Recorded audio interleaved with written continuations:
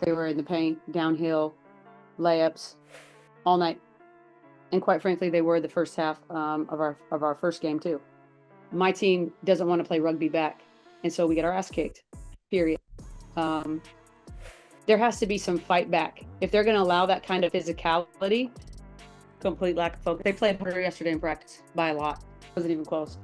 So I don't know how you step onto the floor with 20,000 people in the stands and Imagine this, a packed arena, championship banners hanging in the rafters, and a team with sky-high expectations. Yet the Las Vegas Aces were humiliated by the Indiana Fever in an 81-54 blowout. Becky Hammon didn't mince words after the game, and what she said might just shake up the entire roster. The big question is, can they bounce back? Let's break it all down. Before we move on, I'd like to ask you a small favor. If you appreciate this content, please take a second to like this video and subscribe to the channel. Over 98% of you watch the videos without subscribing. It costs you nothing, but it makes a huge difference to us.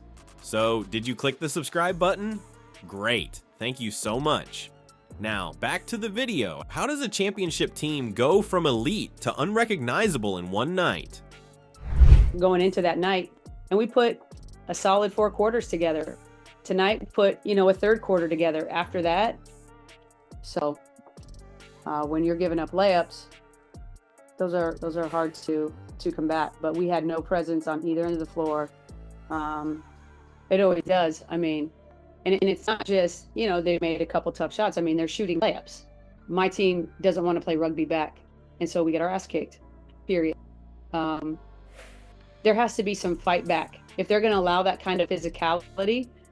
Yeah, I mean, if I knew which one was coming, I could prepare myself a little bit better. But we go out to Phoenix. That was the best team in the league. The Las Vegas Aces, a squad that's made its name as the pinnacle of consistency and dominance, couldn't have looked farther from their usual selves during this game. Over the past few seasons, they've built a reputation for high-powered offense, stifling defense, and an undeniable energy that fuels one of the best records in the league. Yet against the Fever, who are still working their way out of the bottom tier of the standings, this same team fell apart in every possible way. Let's start with the most glaring stat: 26.2% shooting from the field. For context, this is the same team that led the league in offensive efficiency last season, consistently shooting around 46% from the floor. That's nearly double what they managed in this disaster of a game. Aja Wilson, true to form, delivered 29 points, but she had almost no help. Players who usually step up as reliable scorers could barely get into double digits, or even hit an open shot. Watching the Aces was almost surreal, as if they'd forgotten how to play the game they've dominated for so long. The Fever, meanwhile, took total control of the paint. They outscored the Aces 38-20 under the basket, just physically imposing their will on both ends. And remember, this was a Fever team missing star Caitlin Clark. Coach, I asked Asia this as well, but what do you even say to your team after a showing like this one? I'd imagine They were in the paint, downhill, layups all night. And quite frankly, they were the first half of our first game too. I don't really have any answers for you, Callie. I mean, if I had the answers, I would be doing it. Other than, I don't think you can play much worse on either end, but it definitely affects your offense. You having to take it out from underneath the net every time. That's one of the worst offense. It is the worst offensive night I've ever seen, as far as I've been here in the last 4 years.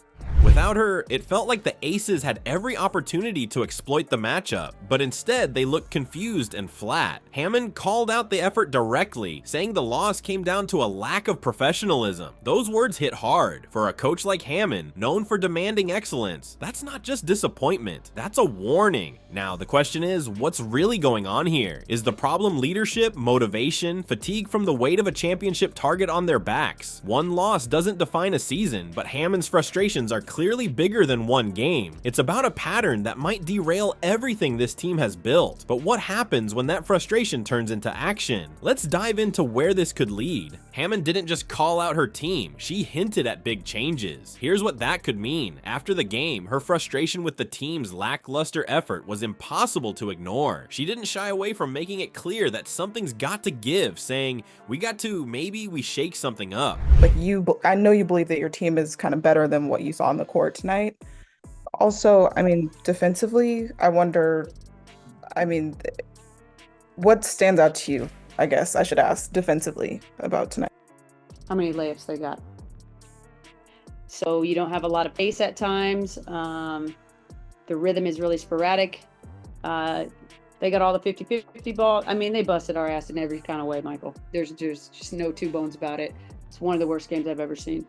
I don't know, maybe shake up the starting lineup. That's not the kind of thing you say unless you're ready to make waves. And for a championship team like the Aces, even the suggestion of shaking up the starters is massive. This one game doesn't exist in a vacuum either. The Aces are still fighting to protect their position in the playoffs, but a loss this bad isn't just about standings, it's about mentality. A loss like this plants doubts, both for the team and for fans watching from the sidelines. Some of those fans, by the way, aren't holding back. Clips of Hammon absolutely lighting into her players have been making the rounds online, with some fans calling it passion, while others are questioning if she's holding her players to an impossible standard. The wildest reactions even included some people asking, is Hammon the problem? That might feel like a stretch, but it shows just how quickly emotions run high when a dominant team starts to stumble. Meanwhile, you've got Aja Wilson stepping in and trying to steady the ship. Her response after the game was markedly different. Instead of pointing fingers, she focused on the team's ability to regroup, emphasizing unity and their potential to turn things around. That's a stark contrast to Hammon's fiery critique, and it speaks to the different pressures between being the leader on the court and the one on the sideline.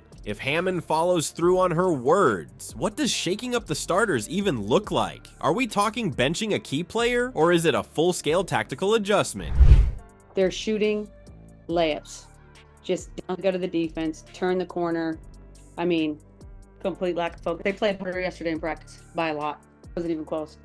So I don't know how you step onto the floor with 20,000 people in the stands, and we just get, because one team is fickle and one team is not. One team is 3 steps behind and one team is not. I thought they were grabbing and holding us, and so it's a rugby match. It's a rugby match, and was not there, and it wasn't there from the get-go. Either way, the idea of disrupting their core lineup raises questions about chemistry, and for a team coming off a championship, the mental pressure to live up to that legacy has to be wearing on every single player. This isn't just a physical battle, it's a test of identity. Whether they can reclaim that identity might define their entire season. For the Aces, this isn't just about one loss, it's about reclaiming their championship mindset before it's too late. After all, Coach Becky Hammon called it one of the worst games I've seen, a harsh truth coming from someone with her level of pedigree. Comments like that don't happen without serious implications. Will her frustration light a fire under the team, or will cracks in the foundation grow deeper under pressure? What do you think? Can the Aces turn it around, or is a dynasty in danger? Let us know in the comments. One thing's certain, Becky Hammon won't settle. The ball's in their court.